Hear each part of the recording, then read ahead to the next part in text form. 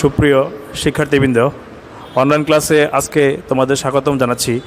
আমি মোহাম্মদ এহসানুল্লাহ, সহকারী অধ্যাপক হিসাব বিজ্ঞান বিভাগ, নরসিংদী সরকারি কলেজ, নরসিংদী। অনলাইন ক্লাসে আজকে তোমাদের সাথে যে অধ্যায়টা নিয়ে আলোচনা করব সেটা আগেরই ধারাবাহিকতায় আজকের এই অধ্যায়টি আবার শুরু করতে যাচ্ছি।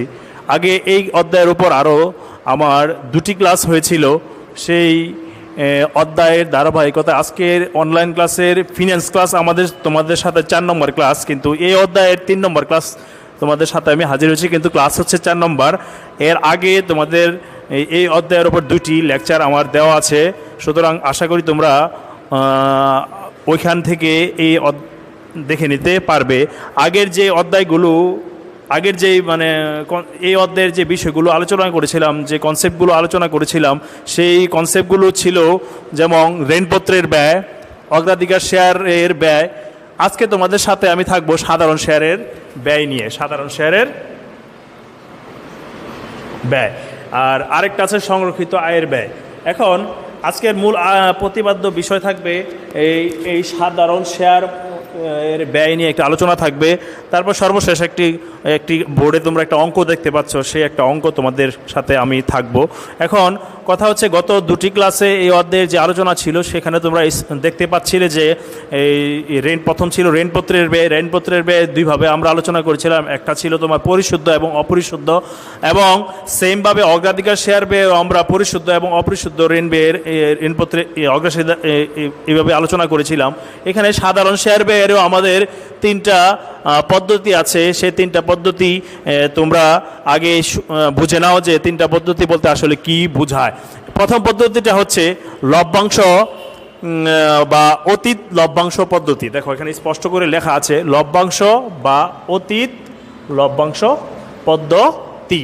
এখন এটা আসলে কি পদ্ধতি? এই পদ্ধতিতে যে অতীতে কোম্পানি যে হারে লভ্যাংশ দিত, অতীতে কোম্পানি যে হারে লভ্যাংশ দিত এবং বিনিয়োগকারীরা কোম্পানিতে যে হার থেকে আয় পেয়ে থাকতো, সেই আয়ের উপর ভিত্তি করে মূলধনের ব্যয় বের করা হয়। এই মডেল অনুযায়ী অতীতের বছরগুলোর অর্জিত গড় আয় এবং ভবিষ্যতে প্রত্যাশিত আয় সমান হবে। কি বোঝা গেল? বোঝা গেল যে এই মডেল অনুযায়ী অতীতের বছরগুলোর অর্জিত গড় আয় এবং ভবিষ্যতে যত প্রত্যাশিত আয়, এটা কি হবে? সমান হবে। সবসময় কি থাকবে? সমান থাকবে।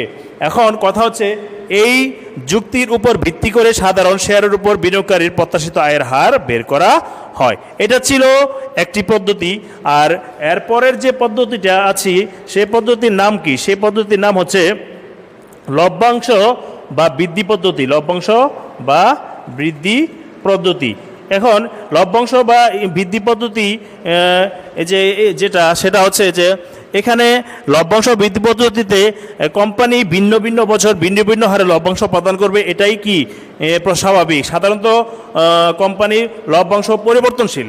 সাধারণত কোম্পানি কি লভ্যাংশ পরিবর্তনশীল। তুমি একটি জিনিস খেয়াল করে দেখো, তুমি কোম্পানিতে বিনিয়োগ করলে, এখন তুমি কি প্রতি বছরই কি লভ্যাংশটা সমান প্রত্যাশা করো, নাকি এর থেকে বেশি তুমি প্রত্যাশা করো?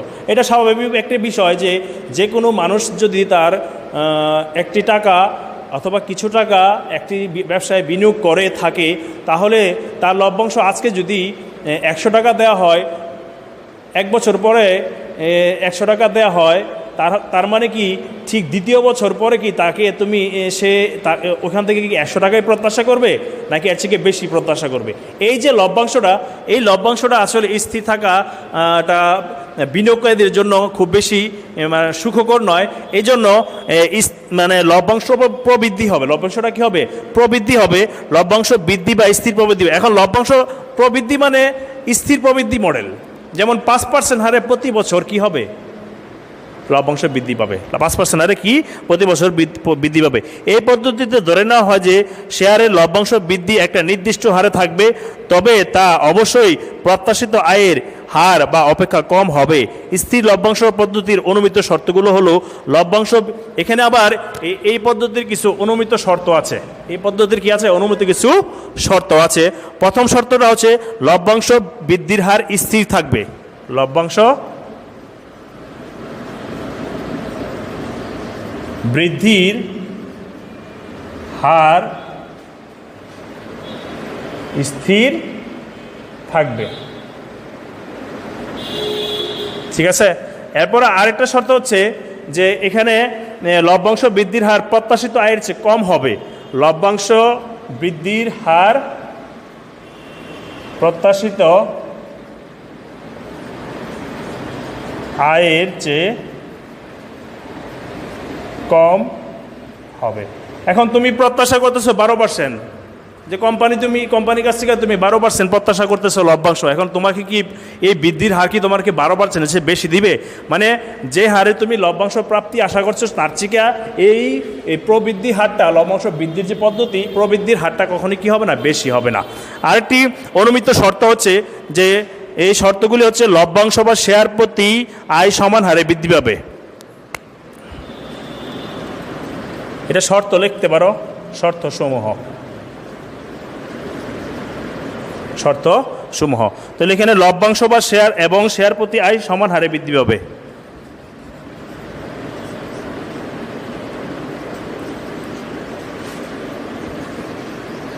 শেয়ার প্রতি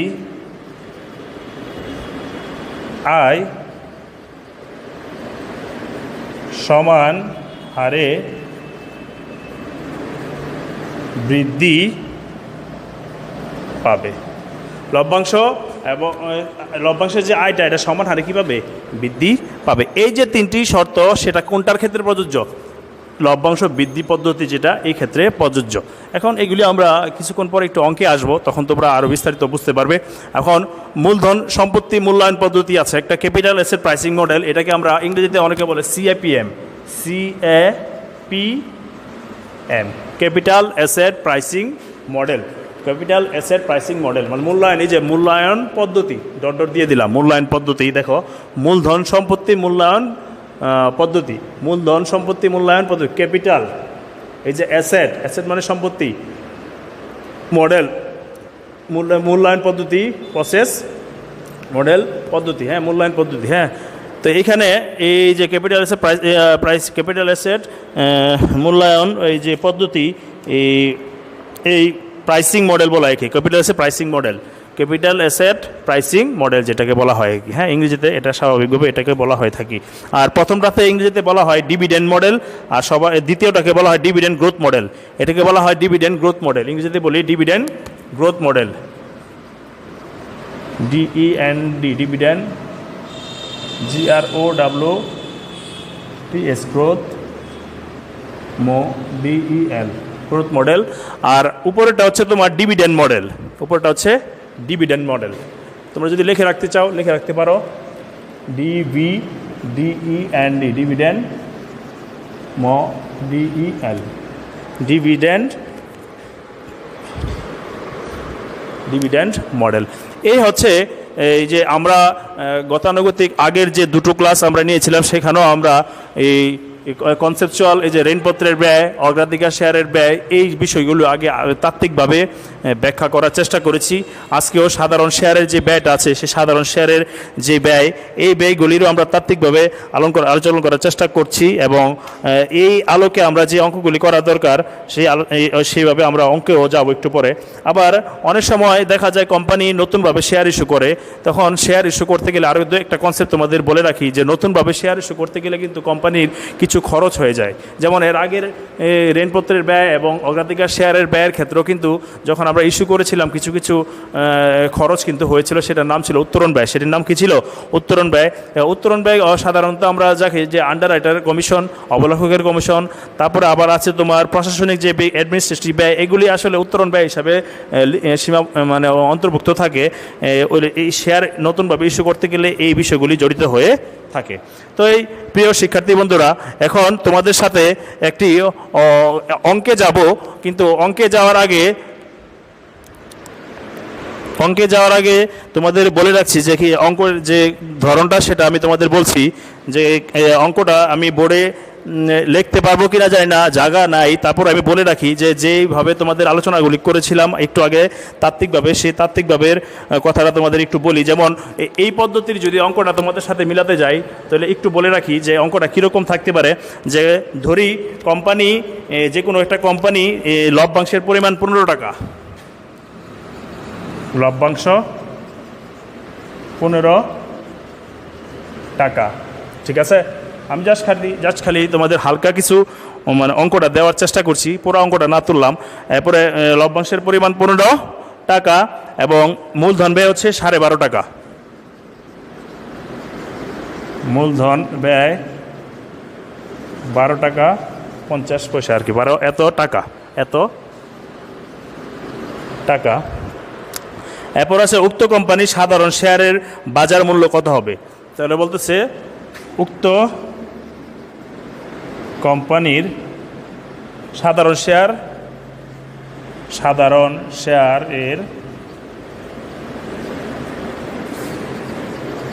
বাজার মূল্য কত হবে, এখন এটা সূত্রটা হচ্ছে P0 সমান D1 divided by KE into 100 এখন D মানে হচ্ছে D1, এখানে আমরা বুঝবো D1 হচ্ছে ডিভিডেন্ড। D1 মানে কি ডিভিডেন্ড। এখন ডিভিডেন্ড কত দিচ্ছে দেখো, ডিভিডেন্ড দিচ্ছে কিন্তু লভ্যাংশ 15 টাকা করে লভ্যাংশ দিচ্ছে। কত টাকা করে লভ্যাংশ দিচ্ছে? এই যে 15 টাকা করে লভ্যাংশ দিচ্ছে। অনেক সময় বলে দেয় যে কোম্পানির সাধারণ শেয়ারের মূল্য 100 টাকা, যদি বলে যে 15%, তাহলে এই 15% বললে কিন্তু এই 15 টাকাই হবে। কত টাকা হবে? 15 টাকাই হবে। তো এখানে কিন্তু সরাসরি বলে দিচ্ছে 15 টাকা, সুতরাং এখানে আমাদের ক্যালকুলেশনের দরকার নেই। সুতরাং এখানে আমরা সরাসরি রেডিমেড, যেটাকে বলে রেডিমেড দিয়ে দিয়েছে। যদি এরকম না বলতো, যদি বলতো কোম্পানির শেয়ারের মূল্য হচ্ছে 100 টাকা এবং প্রত্যাশিত আয়ের হার হচ্ছে কত, লভ্যাংশের হার হচ্ছে 15%, তো লভ্যাংশের হার 15% হলে 100 টাকার উপর 15% লভ্যাংশের হার দিয়ে দিব। এটা কি এভাবে বাই করতে পারি। আর KI হচ্ছে প্রত্যাশিত আয়ের হার, KI হচ্ছে প্রত্যাশিত আয়ের হার। এখানে স্পষ্ট করে দিচ্ছে 12.5 আমরা এখানে সূত্র মতো বসাবো। আর সূত্রের 1 এটা 100 লিখে দিই, আর এখানে 100 সূত্রে। তো এখানে ক্যালকুলেশন করার পর যে পার্সেন্টেজটা, যে মূল্যটা বাইর হবে, এখানে তোমরা 15 টাকাকে ভাগ করবা 12.5 টাকা দিয়ে ইন্টু 100, তাহলে যে মূল্যটা বাইর হবে সেটা হবে 120 টাকা। 120 টাকা। তাহলে দেখা যাচ্ছে সাধারণ শেয়ারের ব্যয় নির্ণয়ের 3টি উপাদানের মধ্যে 2টি দেওয়া থাকলে 3টি বের করা কি হবে? সম্ভব হবে। তার মানে এখানে কিন্তু 2টি উপাদান দিয়ে দিয়েছে। দেখো, 2টি উপাদান দিয়ে দিয়েছে। তাহলে আরেকটি উপাদান যেটা, সেটা হচ্ছে P0, মানে এটা কি শেয়ারের মূল্য, শেয়ারের বাজার মূল্য। এটা কি শেয়ারের বাজার মূল্য, এটা হচ্ছে শেয়ারের বাজার মূল্য। লিখে দেখতে পারি শেয়ারের বাজার মূল্য। এটা হচ্ছে লভ্যাংশের হার, এটা লিখে রাখতে পারো। এটা কি লভ্যাংশের হার অথবা লভ্যাংশ, যেটাকে বলা হয় লভ্যাংশ। তাহলে এখানে এইভাবে এটা খেয়াল রাখবে। D1 মানে কি লভ্যাংশ, বছর শেষে যে প্রত্যাশিত লভ্যাংশ। আর KI মানে হচ্ছে গিয়া তোমার, এই যে এটা হচ্ছে গিয়ে আমি দাগ দিয়ে দিচ্ছি, এটা লভ্যাংশ, আর এটা হচ্ছে গিয়ে তোমার প্রত্যাশিত আয়। এই হচ্ছে এখানে এই প্রথম যে কনসেপ্টটা তোমাদের ছিল, সেই কনসেপ্ট সম্পর্কিত একটি অঙ্ক। আর এখানে আবার যদি ওই বাজার মূল্য যদি ধরে দেই, এবার এখন আমরা ইচ্ছা করলে কষ্ট তোমার এটাকে বললাম না যে 2টা জিনিস দেওয়া থাকলে আরেকটা জিনিস কী করা যায়, বের করা যায়। এখন আমরা যদি এই সূত্রটাকে একটু রিশাফেল করি, দেখো একটু খেয়াল করে রিশাফেল করলে কি হয়।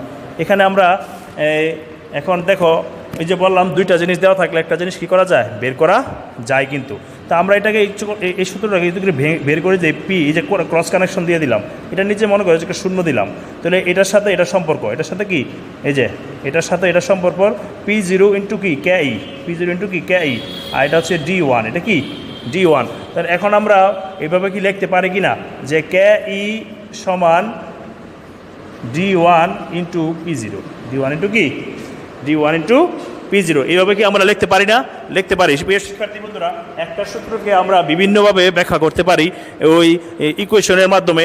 এটাকে আমরা, এই যে একটা সূত্রকে আমরা এইভাবে মনে রাখতে পারি। যখন আমাদের পরীক্ষার প্রশ্নে বলবে বাজার মূল্য নির্ণয় করো, তখন আমার P0 থাকবে কোন দিকে, এই যে একটু আগে যে অঙ্কটা করলাম বাম পাশে। যদি বলে বাজার মূল্য নির্ণয় না করে, যদি বলে কোম্পানির শেয়ারের মূলধন ব্যয় কত হবে, তখন আমরা মূলধন ব্যয়ের ক্ষেত্রে চিন্তা করলে তখন KE বাই করতে হবে। কি বাই করতে হবে?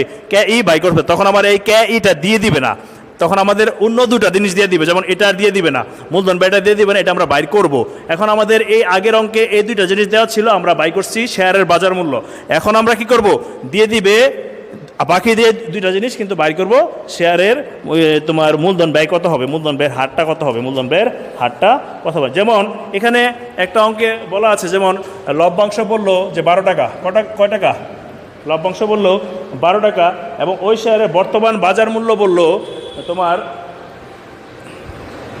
এটা তো আর দেওয়া থাকবে না, এটা আমার বাইর করতে হবে, সুতরাং এটা মুছে ফেললাম, এটা কি করে ফেললাম, মুছে ফেললাম। প্রিয় শিক্ষার্থী বন্ধুরা একটু ভালো করে খেয়াল করো, আগের অঙ্কের মতোই কিন্তু আমি এই অঙ্কটা বোঝানোর চেষ্টা করতেছি, আর কনসেপ্ট কিন্তু এই ক নম্বরের কনসেপ্টই। এখন আমার কস্ট অফ ইকুইটি আমরা বাই করব।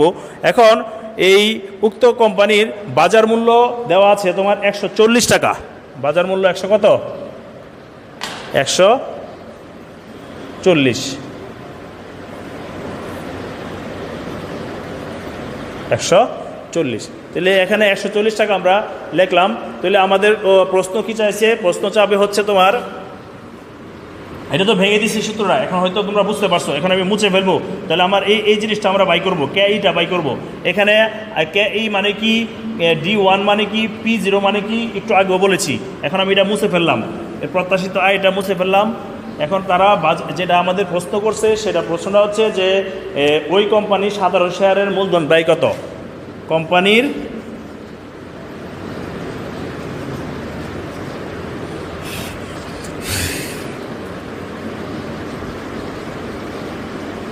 সাধারণ শেয়ার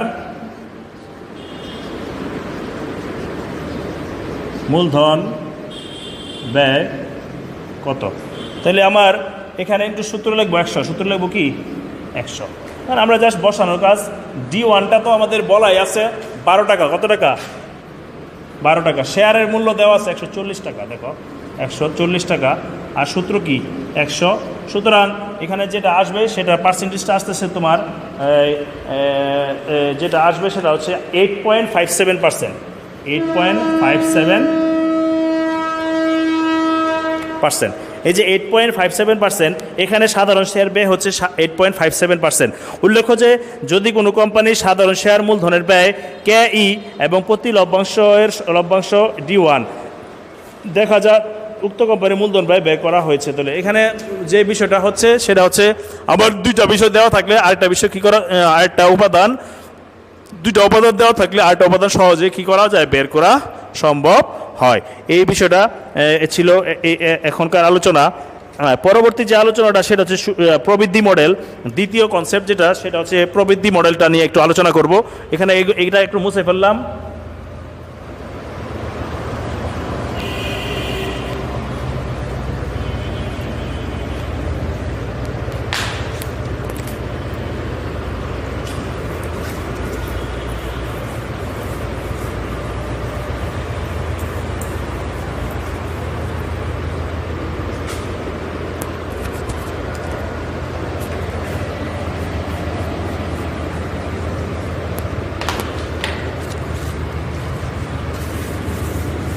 আচ্ছা, প্রবৃদ্ধি মডেলের একটা অঙ্ক তোমাদের সামনে হাজির হই। সেটা হচ্ছে যে কিছু শর্ত তো তোমরা আগেই দেখেছো যে কি কি শর্ত এখানে থাকতে পারে। তো এখন আলোচনা হবে প্রবৃদ্ধি মডেল নিয়ে একটা অঙ্ক। সেই আলোচনার অঙ্কর যে কনসেপ্টটা সংক্ষিপ্তভাবে একটা অঙ্ক বলি। সেই অঙ্কটা হচ্ছে যেমন সোনি কোম্পানির বর্তমান শেয়ারের মূল্য হচ্ছে 100 টাকা। লিখলাম শেয়ার মূল্য 100 টাকা। যে কোনো কোম্পানি, সোনি কোম্পানি বললাম অথবা যে কোনো কোম্পানি, শেয়ার মূল্য যদি 100 টাকা হয়, 120 টাকা, 120 টাকা, 120 টাকা। আর প্রত্যাশিত লভ্যাংশ হচ্ছে 9 টাকা। প্রত্যাশিত লভ্যাংশ হচ্ছে 9 টাকা। যদি লভ্যাংশের প্রবৃদ্ধির হার 4% হয়, লভ্যাংশ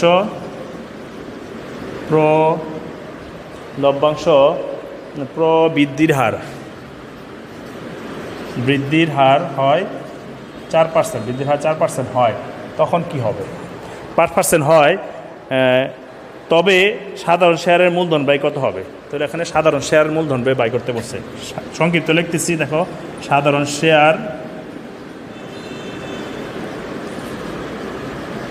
মূলধন ব্যয় কত হবে।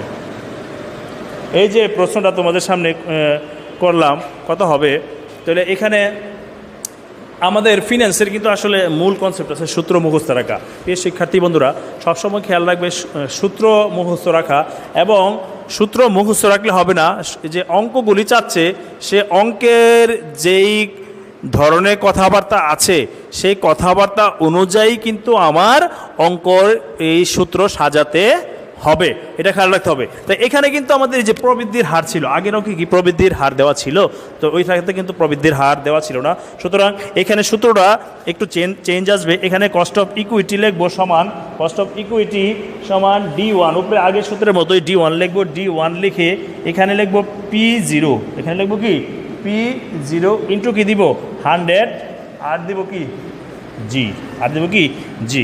এখন D1 তো আগের তো আমরা বলেছি D1 মানে কি লভ্যাংশ, তো এখানে লভ্যাংশ কত 9 টাকা, তো লভ্যাংশ দিলাম 9 টাকা। আর এখানে 120 টাকা, দেখো শেয়ারের বাজার মূল্য,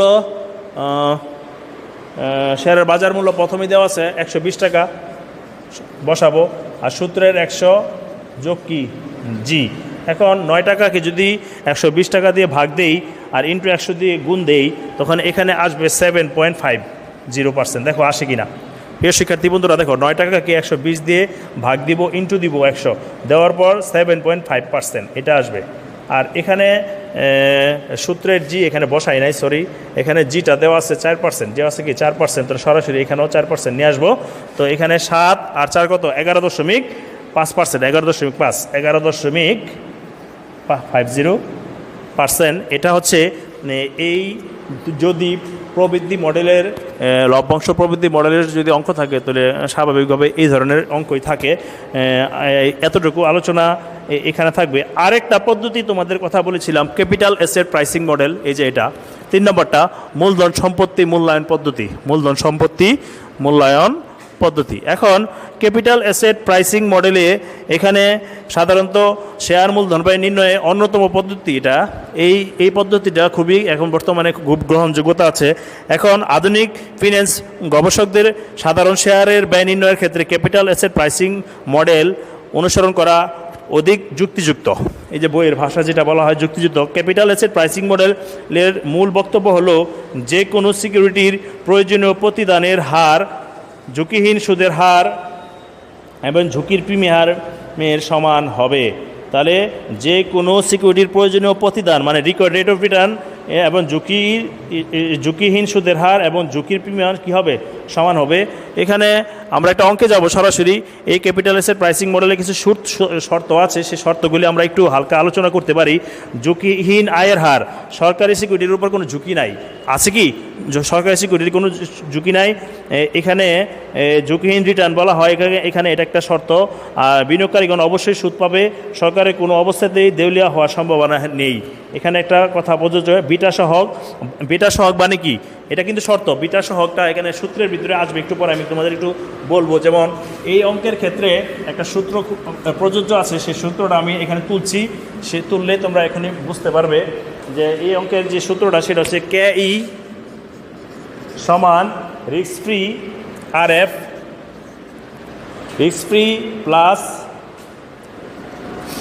RM মাইনাস RF, এটা RM, আর সবার শেষে থাকবে বিটা। এই যে বিটাটা লিখবো এইভাবে আমরা, হ্যাঁ বিটাটা লিখবো কি এইভাবে। এখন এখানে যে আগের যে অঙ্কটাতে কিছু শর্ত ছিল, আগের যে কনসেপ্টটাতে কিছু শর্ত ছিল, এখানেও কিছু কনসেপ্ট আছে, সেটা আমরা একটু আলোচনা করতে পারি।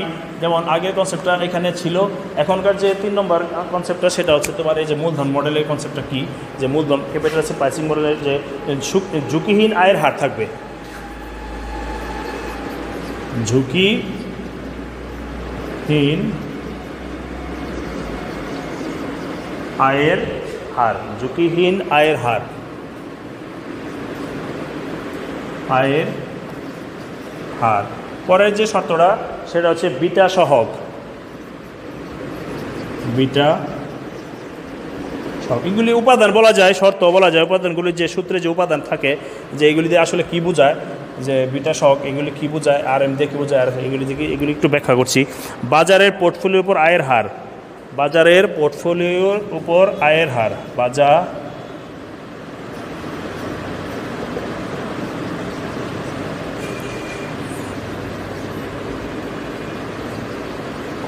উপর আয়ের হার। 3 নম্বর গেল। 4 নম্বর হচ্ছে ঝুঁকির প্রিমিয়াম, ঝুঁকির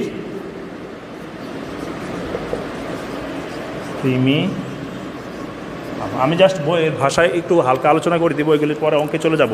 এখানে ঝুঁকি নাহায়ের একটা উদাহরণ হচ্ছে সরকারি যত মানে ইনভেস্ট, সরকারি কোম্পানিগুলোতে ইনভেস্ট করা, ওইগুলি ঝুঁকিহীন। এগুলিকে কী হয় ঝুঁকিহীন, কারণ কি কোম্পানি কখনো দেউলিয়া হবে না, ধরে নেওয়া হয় যে কোম্পানি দেউলিয়া হবে না, সুতরাং এখান থেকে যে রিটার্নটা যেখানে আমি ইনভেস্ট করবো, যদি 10% রেটে আমি ইনভেস্ট করি, এখন আমি ধরে নিব যে সেটা আমরা প্রতি মাসে যদি আসে অথবা 1 বছর পরে যেটাই আসে এটা ঝুঁকি, এটা রিস্ক ফ্রি। এটা কি রিস্ক ফ্রি, এটাকে বলা হয় সরকারি সিকিউরিটির ক্ষেত্রে এগুলি প্রযোজ্য। বিটা সহগ, বিটা সহগ বলতে আমরা যেটা বোঝাই, বাজারের সকল শেয়ারের মূল্যের গড় পরিবর্তনের তুলনায় কোম্পানির শেয়ার মূল্যের হ্রাস বৃদ্ধির হওয়াকে ঝুঁকি পরিমাপ বলে, আর এই ঝুঁকির পরিমাপ হচ্ছে বিটা শক। তার বোঝা গেল কি বিটা শকটা কি, বাজারে যত ধরনের শেয়ার আছে সেই শেয়ারের যে গড় মূল্যের যে পরিবর্তনটা হয়, সেই মূল্যের পরিবর্তনের সাথে আমার কোম্পানির শেয়ারের মূল্যের যে পরিবর্তনের যে হারটা, পরিবর্তনের যে পরিমাপটা, সেটাকে বলা হচ্ছে কি বিটা সহগ। বাজারের পোর্টফোলিওর উপর আয়ের হার, 3 নম্বরটা দেখো, বাজারের পোর্টফোলিওর উপর আয়ের হার। তো এখানে যেটা বলছে যে শেয়ার বাজারে তালিকাভুক্ত এবং লেনদেনযোগ্য সকল সিকিউরিটির গড় আয়কে বাজারের পোর্টফোলিও বলে। বাজার পোর্টফোলিওর উপর গড় উপার্জন হার ঝুঁকিহীন আয় অপেক্ষা কম বা বেশি অথবা সমান হতে পারে। এটা যে কোনো কিছুই হতে পারে। বাজারের পোর্টফোলিও সম্পর্কিত আমার প্রথম যে ক্লাসগুলো ছিল সেখানে আমার আলোচনা আছে, তোমরা ইচ্ছা করে সেখানে দেখে নিতে পারো। এবং প্রথম ক্লাসে আমরা প্রথম দিক দিয়ে যে প্রথমে যে ক্লাসটা ছিল সেখানে আমি এগুলো বিস্তারিত আলোচনা করেছি। পোর্টফোলিও বলতে কী বোঝায়। ঝুঁকির প্রিমিয়াম, বাজারে গড় রিটার্ন ঝুঁকিহীন রিটার্ন অপেক্ষা বেশি হলে শেয়ার হোল্ডারগণ বেশি রিটার্ন পাবে, কারণ ঝুঁকির প্রিমিয়াম হলো এটা। ঠিক আছে, তাহলে ঝুঁকির প্রিমিয়াম হচ্ছে যে কি, যে বাজারে গড় রিটার্ন ঝুঁকিহীন রিটার্ন অপেক্ষা বেশি হলে শেয়ার হোল্ডারগণ কীভাবে রিটার্ন পাবে, ঝুঁকির প্রিমিয়াম এটা। আচ্ছা, এখানে একটা অঙ্কে চলে যাই, তাহলে আমরা হয়তো আরও এই অঙ্কটা কীভাবে করতে হয় সেটা আমরা বুঝতে পারবো। এখন এখানে সরাসরি একটা অঙ্ক আসি। একজন বিনিয়োগকারী কমার্স কোম্পানি লিমিটেড এর শেয়ার বিনিয়োগ করতে চায়। একটা বিনিয়োগকারী কী করতে চায়, যে কোনো একটা জায়গায় বিনিয়োগ করতে চায়। বর্তমানে 1 বছর মেয়াদি সরকারি বন্ডের সুদের হার হচ্ছে 7%। এই যে চলে আসছে তোমার প্রথম যে কথাবার্তাগুলো এখানে, যে তুমি সূত্রটা তো এখানে থাকলোই, আমি অঙ্কটা এখানে একটু হালকাভাবে তোলার চেষ্টা করছি, দেখি এখান থেকে তুলতে পারি কিনা। শর্তগুলি মুছে ফেললাম, হ্যাঁ না মুছেও দেখি পারি কিনা। এখানে দেখো অঙ্কটা এখানে তুলছি, তোমরা একটু খেয়াল করো। তাহলে আমি যে কোনো জায়গায় তুমি নিজে বিনিয়োগ করো, তুমি নিজেকে চিন্তা করো যে তুমি যে কোনো একটা জায়গায় বিনিয়োগ করতে চাও। সেই বিনিয়োগের 1 বছর মেয়াদি, কয় বছর মেয়াদি, 1 বছর মেয়াদি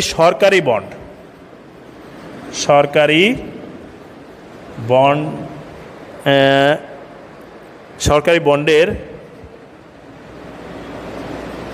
সুদের হার হচ্ছে 7%। কত পার্সেন্ট? 7%। আচ্ছা, পরবর্তীতে যেটা বলতেছে মার্কেট পোর্টফোলিও আয়ের হার হচ্ছে 16%। মার্কেট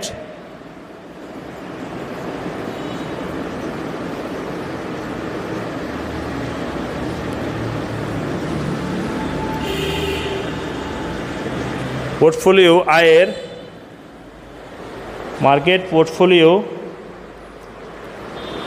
আয়ের হার হচ্ছে 16%। আয়ের হার 16%, 16%। এবং কোম্পানির জন্য বেটা হচ্ছে 8। বিটা হচ্ছে কত? বিটা হচ্ছে 8। তাহলে এই সব কিছু তো ইনফরমেশন দিয়ে গেল। এখন আমরা জাস্ট এই ইনফরমেশনগুলো অঙ্কে সাজাবো। এখন কোম্পানির বিনিয়োগকারীর প্রত্যাশিত আয় কত তা নির্ণয় করো। কোম্পানির বিনিয়োগকারীর প্রত্যাশিত আয়, অঙ্কের যে চাহিদা, অঙ্কের যে করণীয় সেটা হচ্ছে প্রত্যাশিত আয়ের হার বিনিয়োগকারীর প্রত্যাশিত আয়ের হার কত, এটা হচ্ছে তোমার প্রত্যাশিত আয়ের হার। তো এখানে কিন্তু এই যে প্রত্যাশিত আয়ের হার কিন্তু এটা এই যে প্রত্যাশিত আগের অঙ্কগুলোতে আমরা বলেছিলাম যে প্রত্যাশিত আয় বলতে যেটা বোঝায় সেটা হচ্ছে কস্ট অফ মানে ইকুইটি যেটা আর কি, এটা তো কোম্পানির জন্য কিন্তু খরচ, খেয়াল রাখবে। আর আমি কিন্তু এখন বলতেছি বিনিয়োগকারীর জন্য সেটা আয়, বিনিয়োগকারীর জন্য কি সেটা আয়। যেমন আমি যদি তোমাকে বলি যে ব্যাংক থেকে তুমি লোন নিয়েছ, তাহলে তোমার জন্য তুমি লোন নিয়েছ ঠিক আছে, কিন্তু তুমি মনে করো কোম্পানির মালিক, কোম্পানির জন্য সেটা কিন্তু তোমার খরচ, ঋণের জন্য তোমাকে সুদ দিতে হচ্ছে। কিন্তু তুমি যার কাছ থেকে লোন নিয়েছো, যেমন ব্যাংক তোমাকে লোন দিল, ব্যাংকের জন্য সেটা কিন্তু আয়, ব্যাংকের জন্য সেটা কি আয়। এই দৃষ্টিকোণ থেকে কিন্তু বিনিয়োগকারীর দৃষ্টিকোণ থেকে সেটা হচ্ছে আয়, কিন্তু কোম্পানির জন্য সেটা খরচ, কোম্পানির জন্য সেটা কি খরচ। তো এখানে রিস্ক ফ্রি এখানে স্পষ্ট বলে দিচ্ছে সুদের হার। তোমাকে আগেও বলেছি যে রিস্ক ফ্রি বলতে কোন বিনিয়োগগুলোকে রিস্ক ফ্রি বলে। সরকারি কোনো বিনিয়োগে, বন্ডে অথবা সরকারি যে কোনো বিনিয়োগে যদি আমি আমার টাকা বিনিয়োগ করি, সেটাকে বলা হবে কি রিস্ক ফ্রি। তো এখানে রিস্ক ফ্রি বলা আছে তোমার 7%, দেখো এখন বলা আছে 7, তাহলে 0.07 এটাকে কনভার্ট করে ফেলবো 0.07 কীভাবে বাই করছি, 7কে যদি আমি 100 দিয়ে ভাগ দেই তাহলে আসবে 0.07। এখন সূত্রের আর এম মানে হচ্ছে মার্কেট রিটার্ন। এখানে মার্কেট রিটার্ন অফ মার্কেট যেটাই বলি আমরা কেন, তাহলে মার্কেট রিটার্নটা এখানে কত বলেছিলাম, দেখো মার্কেট পোর্টফোলিও আয়ের হার হচ্ছে 16, তাহলে এখানে 0.16 লেখাবো, 0.16 আগের মতো। এই যে 16কে যদি আমি 100 দিয়ে ভাগ দিই তাহলে আসবে 0.16, এটা আসবে 0.07। যাই হোক এখানে 0.16 আসবে, আর আগের মতো যে রিস্ক ফ্রি যেটা আসে 0.07। আর সূত্রের বিটা এখানে স্পষ্ট করে দেওয়া আছে, বিটার মানটা আমরা 0.8, এখানে 8 আছে যেহেতু পয়েন্ট লিখবো কি 8 লিখে দিব।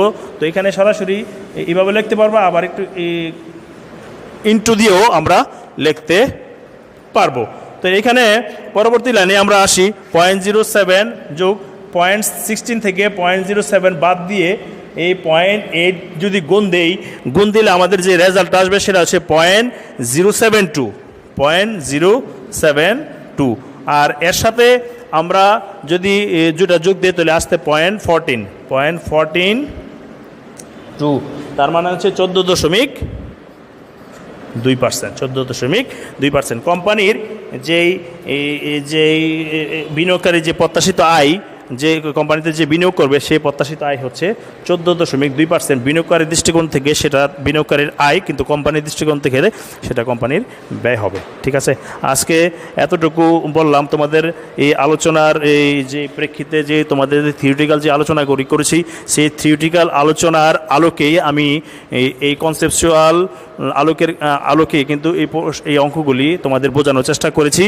আর প্রিয় শিক্ষার্থী বন্ধুরা, তোমরা বোর্ডে একটি অঙ্ক দেখতে পাচ্ছ, এই যে বোর্ডে যে অঙ্কটা দেখতে পাচ্ছ, এই বোর্ডের অঙ্কটা ডান দিকে দেখো আছে।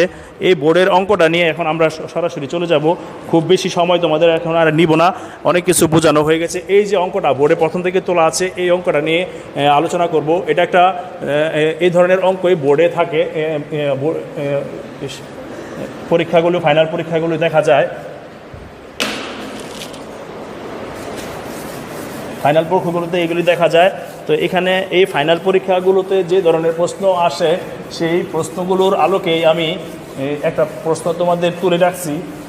বিশেষ করে সৃজনশীল যে প্রশ্নগুলো পরীক্ষায় থাকে সেই সৃজনশীল প্রশ্নের আলোকেই এই প্রশ্নটা আমি প্রথমেই বোর্ডে তুলে রেখেছি। সেই প্রশ্নটাই এখন এখানে সমাধান করার চেষ্টা করব। তোমরা আশা করি ক্লাসের ফার্স্ট ক্লাস সবাই মনোযোগ সহকারে এই অঙ্কটা বোঝার চেষ্টা করবে, আর মনোযোগ সহকারে সবাই শুনবে সেই প্রত্যাশা রইল। এখন আমরা অঙ্কে সরাসরি চলে যাচ্ছি। আচ্ছা, এখন অঙ্কটাতে যেটা বলছে যে কোম্পানির দেখো মূলধনের উৎস, XY কোম্পানি, যে কোনো কোম্পানি লিমিটেডের তথ্যাবলী নিম্নরূপ। মূলধনের উৎস, টাকার পরিমাণ, ব্যয়ের হার। উৎসের 3টা উৎসের কথা এখানে বলা হচ্ছে। একটা হচ্ছে তোমার সাধারণ শেয়ারের উৎস, আরেকটা হচ্ছে অগ্রাধিকার শেয়ারের উৎস, আরেকটা হচ্ছে ঋণপত্র। এই যে গত এই অধ্যায়ের উপর 3টি ক্লাস তোমাদের হয়েছে। শিক্ষার্থী বন্ধুরা, গত 3টি ক্লাস যে তোমাদের ভিতরে হয়েছিল এই সাধারণ শেয়ার সম্পর্কিত ছিল, অগ্রাধিকার শেয়ার সম্পর্কিত ছিল, ঋণপত্র সম্পর্কিত ছিল। এই যে ব্যয়গুলো, এই ব্যয়গুলো আবার কম্বাইনলি অঙ্ক থাকে তোমাদের সৃজনশীল প্রশ্নে। সেই সৃজনশীল প্রশ্ন নিয়ে একটি হাজির হয়েছি। এখন সাধারণ শেয়ার তোমার মাধ্যমে তুমি তোমার কোম্পানির মূলধন সংগ্রহ করেছো 10 লক্ষ টাকা। অগ্রাধিকার শেয়ারের মাধ্যমে তুমি মূলধন সংগ্রহ করেছো কয় লক্ষ টাকা? 6 লক্ষ টাকা। আর ঋণপত্রের মাধ্যমে 4 লক্ষ টাকা। যার ব্যয়ের হার হচ্ছে, সাধারণ শেয়ারের ব্যয়ের হার হচ্ছে 18% এবং অগ্রাধিকার শেয়ারের ব্যয় হচ্ছে 14% এবং ঋণপত্রের ব্যয় হচ্ছে কত? 10%। এইগুলি কিন্তু, এই পার্সেন্টেজগুলি কিন্তু আগে আমরা বাই করছি, এখন কিন্তু তোমাদের এই পার্সেন্টেজগুলি দিয়ে দিয়েছে। এই পার্সেন্টেজগুলি কি দিয়ে দিয়েছে? যেই সব অঙ্কেরগুলোতে আমার এই পার্সেন্টেজ দেওয়া না থাকে, আমার বাই করতে হয়, সেগুলি আগের আলোচনাগুলি ছিল, ওগুলি আমরা বাই করতে হতো। আর এখন তো এইগুলিতে এই হারগুলি দিয়ে দিচ্ছে। এখন কি চাচ্ছে সেটা দেখো, কর্পোরেট করের হার দিয়ে দিচ্ছে 14%। মানে কর্পোরেট করের হার কি, এটা আগেও আমরা তোমাদের ওই যে অগ্রাধিকার শেয়ার তারপরে বিশেষ করে ঋণপত্র যে ব্যয়টা, ঋণপত্রের যে ব্যয় ছিল আগের প্রথম দিকের যে ক্লাসটা ছিল মূলধন ব্যয়, সেখানে আমরা এগুলি আলোচনা করেছি, সেখান থেকে বুঝে নেবে। আর মূলধন ব্যয় কি, এগুলি বলার কিছু নাই। মূলধন ব্যয় কি যা তোমরা জানো। কখন একটি কোম্পানি অবহারে শেয়ার বিক্রি করে, অবহারে শেয়ার বিক্রি করে। এখন কখন একটি কোম্পানি অবহারে শেয়ার বিক্রি করে, এই সম্পর্কে তোমাদের যে তোমরা যে একটি বন্ডের আয়ের হার বাজার আয়ের হার চেয়ে কম হলে বন্ডটি অবহারে বিক্রি করে। একটি কোম্পানির বন্ডের আয়ের হার বাজারের যে আয়ের হার আছে, বাজারের আয়ের হার চেয়ে যদি কম হয়, তখন বন্ডটি অবহারে বিক্রি করে কোম্পানি। এই ক্ষেত্রে একটি বন্ড সাধারণত 3টি পদ্ধতিতে বিক্রি করে থাকে। আমরা আগেও আলোচনা করেছি যে সমহারে করে, অধিহারে করে, অবহারে করে। যদি 100 টাকার মূল্যের শেয়ার যদি 100% তোমার 100 টাকা বিক্রি করে, সেটা সমহারে। আর 100 টাকাটা যদি 10% কমে বিক্রি করে, সেটা 90 টাকা হারে, তাহলে 10% অবহারে, তার মানে 90 টাকা বিক্রি করছে। আবার অধিহারও করতে পারে 10 টাকা অধিহারে, তার মানে 100 টাকা প্লাস 10, তাহলে 10%, তাহলে হবে কত? 110 টাকা। তাহলে অভিহিত মূল্যে 10% কুপন বন্ড 100 টাকা কমে বিক্রি করায় যদি হয়, তখন সেটা হবে অবহারে বিক্রি করে। আর অবহারে কখন বিক্রি করে? তার মানে কোম্পানির যে তোমার বাজার যে বন্ডের যে আয়ের হার, সেটা যদি বাজার হারের চেয়ে কম হয়, তখন কোম্পানি কি করে? কোম্পানি অবহারে শেয়ার বিক্রি করে, তোমার কোম্পানি তোমার শেয়ার বিক্রি করে থাকে, অবহারে শেয়ার বিক্রি করে থাকে। এটা খেয়াল রাখবে। আচ্ছা, এখন এই ঋণপত্র কিন্তু একইভাবে 3ভাবে তোমার বিক্রি করে, সমহারে, অবহারে, অধিহারে বিক্রি করে থাকে। আর এখানে যেহেতু শেয়ারের কথা বলছে, শেয়ারের কথা বলে দিলাম। XY কোম্পানি মূলধন ব্যয় নির্ণয় করে। এখন এটা হচ্ছে তোমাদের মূল আলোচনা। এখানে আগেও বলেছি যে সৃজনশীল প্রশ্নে যখন আলোচনা থাকবে, এই সৃজনশীল প্রশ্নে ক এবং খ উদ্দীপকের আলোকে আসতেও পারে, নাও আসতে পারে, কিন্তু গ নম্বরটা অবশ্যই কি থাকবে? উদ্দীপকের আলো থাকবে। এবং 4 নম্বর যেটা আমরা বুঝি, এই ঘ নম্বরটাও আমার উদ্দীপকের আলোকে প্রশ্ন করা হবে। এখন XY কোম্পানির যে মূলধন ব্যয় নির্ণয় করার কথা বলতেছে, এই মূলধন ব্যয় নির্ণয় করতে গেলে আমাদের সরাসরি কিছু সূত্রে চলে আসতে হবে। সেই সূত্রে আমরা এখন যাচ্ছি। এখন তোমরা একটু ভালো করে খেয়াল করো যে এখানে এই XY কোম্পানির এই দেওয়া আছে, শেয়ারের ব্যয় দেওয়া আছে 18%। শেয়ারের ব্যয় কত পার্সেন্ট? ওই যে দেখো, আমি প্রথমেই বলেছিলাম সাধারণ শেয়ারের ব্যয় কত পার্সেন্ট? 18%। অগ্রাধিকার শেয়ারের ব্যয় 14%। ঋণপত্রের ব্যয় হচ্ছে 10%। এগুলি আর বোর্ডে লিখবো না, এখন এগুলি বলা আছে। এখানে যদি বলি ঋণপত্রের পরবর্তী যে ব্যয়টা, কারণ ঋণপত্রের ব্যয়ের এই পরবর্তী ব্যয় একটু বাই করে নিতে হয়, যেদিন ট্যাক্স রেট বলা আছে, তাহলে এখানে বলবো ঋণপত্রের কর পরবর্তী ব্যয়, কর পরবর্তী ব্যয় সমান, এখানে কত পার্সেন্ট দেওয়া আছে? দেখো 10% দেওয়া আছে। কত পার্সেন্ট দেওয়া আছে? 10% দেওয়া আছে। তাহলে এখানে 10% 1 মাইনাস পয়েন্ট কত পার্সেন্ট? 6 পয়েন্ট। তাহলে এখানে 4%, তো এখানে দিয়ে দিলে হয়ে যাবে। উত্তর যেটা আসবে সেটা আসবে তোমার 6%-এ চলে আসবে। এটা এই কর্পোরেট ট্যাক্স রেট, এটা আসলে ঋণপত্রের ক্ষেত্রে একটি মানে সুবিধা এনে দেয়, ব্যয় কমে দেয়। এগুলো আগের আলোচনা আমার ছিল, সেগুলি আর এখন বিস্তারিত আলোচনা করছি না। এখন অঙ্ক যেভাবে করতে হবে সেটা তোমাদের বলেছি। সাধারণ ব্যয়ের হার, এগুলি ভার বের করতে হবে। আরোপিত ভারগুলি আমরা বের করব। এখন এই ভার বলতে অনেকে বলে, স্যার ভার কি জিনিস? যে ভার হচ্ছে যে এই যে টোটাল যে মূলধনটা আছে এই টোটাল দেখো 10 আর 6 কত 16, 16 আর 4 কত 40, 20, এই 20 এই সবগুলোকে সবগুলি হচ্ছে 20 লাখ। 20 লাখ টাকার ভিতরে প্রতিটা যেই উৎস আছে সে উৎসটার কত কত হার আছে সেটা হচ্ছে 12। 20 লাখ টাকার কত পার্সেন্ট হচ্ছে তোমার সাধারণ শেয়ার, 20 লাখ টাকার কত পার্সেন্ট হচ্ছে অগ্রাধিকার শেয়ার, 20 লাখ টাকার কত পার্সেন্ট হচ্ছে ঋণপত্র, সেটাকে আমরা ভার হিসাবে চিহ্নিত করি। তো এখানে সাধারণ শেয়ারের ভার আমরা বলতে পারি সাধারণ শেয়ারের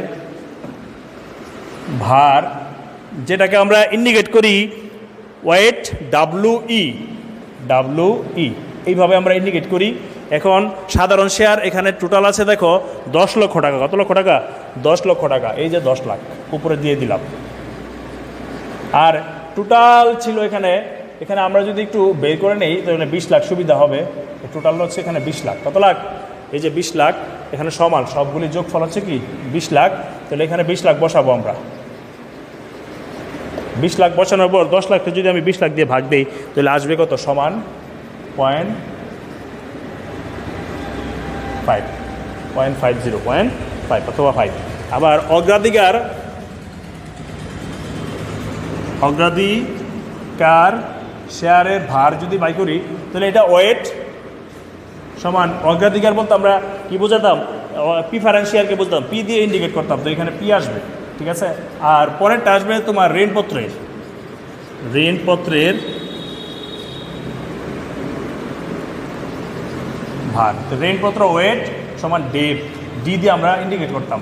তাহলে এখানে আগের মতোই আমরা এই ঋণপত্র আছে 6 লাখ। কত লাখ? 6 লাখ। 6 লাখে ভাগ দিব 20 লাখ দিয়ে। এটা যেটা আসবে সেটা হচ্ছে 0.3 আসবে, 0.3। আর এটা যেটা আসতেছে তোমার সবার শেষে 4 লাখ।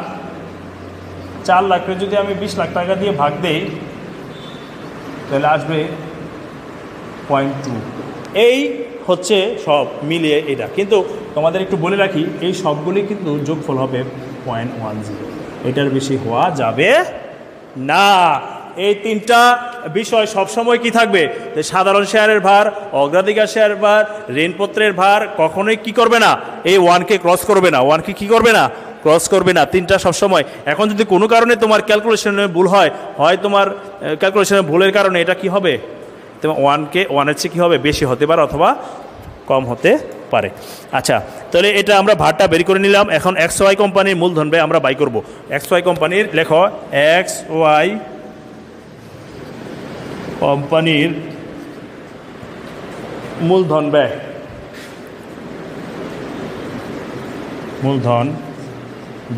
এটাকে আমরা যেটা ইন্ডিকেট করি সেটা হচ্ছে weighted average cost of capital. Weighted average cost of capital, weighted average. আমরা যদি weighted average cost of capital. এখন এখানে আমরা সূত্রটা আমরা বসাবো। এখানে সূত্রটা কীভাবে লিখতে হয় লেখো, cost of equity, weight of equity, weight of equity, cost of equity. এরপর হচ্ছে weight of preference share, cost of preference share, weight of debt, cost of debt. এইভাবে আমরা লিখবো। তোমরা প্রথম অক্ষরটা একটু বড় হাতে দেওয়ার চেষ্টা করবে, আর এটা ছোট দেওয়ার চেষ্টা করবে। এটা বড়, এটা একটু বড় দেওয়ার চেষ্টা করবে, আর এটা একটু ছোট দেওয়ার চেষ্টা করবে, ঠিক আছে সবগুলো। তো কস্ট অফ ইকুইটি আমাদের স্পষ্ট করে দেওয়া আছে, সমান তোমার দেওয়া আছে কস্ট অফ ইকুইটি, ওয়েট আর ইকুইটি, এগুলো আমরা সব ইনফরমেশন আমাদের এখন হাতে চলে আসছে। এখানে যে ইকুইটি ভারগুলি, ওয়েটগুলি হচ্ছে এইগুলি। হ্যাঁ, ওয়েট অফ ইকুইটি, সরি এখানে ওয়েট অফ ইকুইটি ই, আর এখানে ই, ঠিক আছে, ইকুইটি।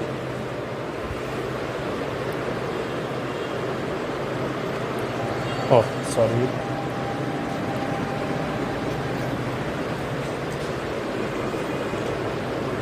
ঠিক আছে। তো এইখানে আমরা এখন এটা বসাবো। তো ওয়েট অফ ইকুইটির ওয়েট কত ছিল? 0.5। তাহলে এখানে 0.5 লিখবো। এটা ওখানে করে 0.5 ইন্টু 50 যেটা, আর এখানে কস্ট অফ ইকুইটি ওই যে এটা 18, এটাকে যদি আমরা দশমিকে নিয়ে আসে 0.80। 0.18 সুতরাং এটা শেষ হলো। এরপরেরটা চলে আসতেছে 0.30। আর যদি এই পয়েন্ট বাদও দিতে পারবো, আচ্ছা পয়েন্ট বাদ দিয়ে করি। এখন এখানে আমরা ওয়েট অফ প্রিফারেন্স শেয়ার ছিল 0.30 লিখবো। আর এখানে ইন্টু দিব কি, ওই যে অগ্রাধিকার শেয়ারের ব্যয় ছিল তোমার 18, কত অগ্রাধিকার ব্যয় ছিল তোমার 14, দেখো এই যে এটা 14, তাহলে এখানে এই 14 এখানে বসাবো, ঠিক আছে। এরপরে পরে হচ্ছে ওয়েট অফ এখানে পি না, এটা ডেপ্ট দেখো ডি, এখানে হচ্ছে ডেপ্ট, তাহলে এখানে ওয়েট অফ ডেপ্ট কত, ওয়েট অফ ডেপ্ট হচ্ছে তোমার 0.30 ইন্টু, এখন আসো যে ঋণপত্রের ব্যয়টা এখানে আসলে দেওয়া আছে দেখো 10%, কত পার্সেন্ট, 10%, কিন্তু করের হার দেওয়া ছিল 40%। এই কারণে কিন্তু আমার ঋণপত্রের ব্যয় কিন্তু আর 10% থাকতেছে না। ঋণপত্রের ব্যয় আমাদের বাই করে নিয়েছিলাম 6%, কত পার্সেন্ট, 6%, তাহলে এই 6% আমরা এখানে নিয়ে আসবো, এই 6% কী করবো, এখানে নিয়ে আসবো। এখন এইগুলি বাকিগুলি তো তোমরা ক্যালকুলেটরের কাজ, এখানে ক্যালকুলেটরের কাজ করলে প্রথমটা যেটা আসবে সেটা আসবে 9, এরপরে এই দুইটা গুণ করলে আসবে 9, এই দুইটা গুণ করবো, এই দুইটা গুণ করে যেটা আসবে সেটা হচ্ছে 4.20, আর ওই দুইটা 0.3 সাথে ইন্টু 6 যদি আমি দেই তাহলে আসবে যেটা সেটা হচ্ছে আমার 1.20। তো এখানে তাহলে আমার টোটাল যোগফল গিয়ে দাঁড়াচ্ছে 14.80%।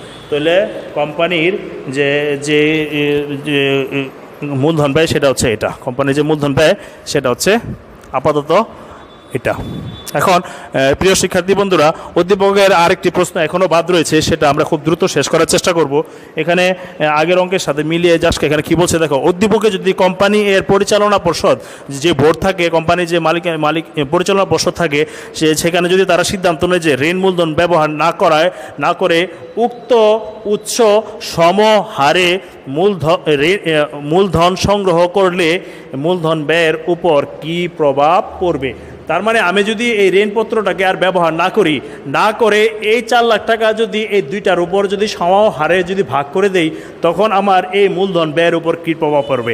এখন আমার মূলধন ব্যয় কিন্তু আছে 14.80, তখন আমার কী পড়বে প্রভাব সেটা তোমাকে প্রশ্ন করতেছে। আমার যদি এই ঋণপত্রটা না থাকে আর, তাহলে আমার কি হবে, আমার এই 20 লাখ টাকার ভিতরে এই 4 লাখ টাকা আছে না, এই 4 লাখ টাকা ভাগ হয়ে যাবে, এখানে 2 লাখ টাকা চলে যাবে, এখানে 10 লাখ টাকা হয়ে যাবে 12 লাখ টাকা, আর এখানে 6 লাখ টাকা হয়ে যাবে কি 8 লাখ টাকা। তখন আমার কি হবে, এই মূলধন ব্যয়ের উপরে প্রশ্নটা করা হচ্ছে এটা। এখন আমরা সরাসরি প্রশ্নে চলে যাচ্ছি। এই কথাটা দিয়ে আমরা আগের মতো এই ঋণপত্রের ভার আমার আর দরকার নেই, আমার এখন দরকার শুধু ওই দুইটা। এখন আমি তোমাদের একটু আগে বলছি যে সমহারে যদি ভাগ করে ফেলি 4 লক্ষ টাকাকে, তাহলে এই 4 লক্ষ টাকাকে আর দুইটা অংশ থাকে, ঋণপত্র বাদ রয়ে গেছে এই দুইটা, তো আমি যদি 2 দিয়ে ভাগ দেই তাহলে সমহারে বলছে, তাহলে প্রতিটা অংশে চলে যাবে কত, 2 লক্ষ টাকা, প্রতিটা অংশে চলে যাবে কত, 2 লক্ষ টাকা। তাহলে এখানে 10 লাখ হয়ে যাবে কত, 12 লাখ, 10 লাখ হয়ে যাবে কত, 12 লাখ, ঠিক আছে। আর এখানে 6 লাখ হয়ে যাবে কত, 8 লাখ, ঠিক আছে। তাহলে এখানে যে পয়েন্টগুলি চেঞ্জ হয়ে যাবে। এখানে 12 লাখটা যদি আমি 20 লাখ দিয়ে ভাগ দেই তখন আসতেছে 0.6, আর এটা আসবে 0.40, ঠিক আছে। এখন দেখো আগেরটা মিল আছে কিনা, বলেছিলাম না দুইটা মিলে কী হতে হবে, 1 হতে হবে, কী হতে হবে, 1 হতে হবে। তাহলে এখানে হয়ে গেল ভারটা, এবং XY কোম্পানির মূলধন ব্যয় বাই করবো। সূত্র আর চেঞ্জ করবো না খুব বেশি, যেহেতু উৎস একটা কমে গেছে, এখন আর বেশি সময় লাগবে না। এখন আমি এটা বাদ দিয়ে দিব শুধু, আর এখান থেকে এটা মুছে ফেলবো। এখন জাস্ট আমি পয়েন্টগুলি চেঞ্জ করে দিব। কস্ট অফ ইকুইটির ক্ষেত্রে যেহেতু আমার ঋণপত্র নাই, তাহলে আমার এই জিনিসটা আর পরবর্তীতে আর লাগতেছে না, এটা তো আগে ছিল। এখন এই আগেটা ছিল ঘ নম্বর, আর এখন একটা হচ্ছে তোমার ঘ নম্বর। হ্যাঁ, খেয়াল রাখো, আগেরটা ঘ নম্বর ছিল, ঘ নম্বরটা সমাধান করেছিলাম, আর এখন একটা হচ্ছে ঘ নম্বর। হ্যাঁ, 4 নম্বরটা যেটাকে বলছি। তো কস্ট অফ ইকুইটি আগের মতোই তোমার 18% আছে, কিন্তু এতে ওয়েট কিন্তু চেঞ্জ হয়ে গেছে। ওয়েট আগে ছিল 0.50, এখন হয়ে গেছে 0.60। আর এখানে 18 থাকলেও এখানে ওয়েট ছিল আগে কত, 0.30 প্রিফারেন্স শেয়ার, আর এখন হবে কি 0.40। এই যে অবস্থান, এই অবস্থান থেকে এখন আমরা cost of equity, cost of যে ক্যাপিটাল সেটা আগে ছিল 14.80, এখন দেখো কি হয়, যে 6.60 সাথে যদি 18 যদি আমি গুণ দেই তখন আসতেছে তোমার 10.8, 10.80। আর এটা 0.40 সাথে 14 যদি আমি গুণ দেই তখন আসতেছে তোমার 5.60, মানে 5.60। এই দুইটা যোগ দিলে আমার গিয়ে কস্ট অফ ইকুইটি দাঁড়ালো 16.40%। এখন তোমরা একটু আগে খেয়াল করে দেখো যে আগের ঘ নম্বরে যখন XY কোম্পানির মূলধন ব্যয় এটা ছিল, এই ঘ নম্বরে তোমার যে মূলধন ব্যয়টা যখন বাই করছিলাম তখন ছিল 14% ছিল, 80% ছিল ঘ নম্বরে। আর আমি যখন এই ঘ নম্বর বাই করছি তখন আমার উত্তর হলো কত? 16.40%।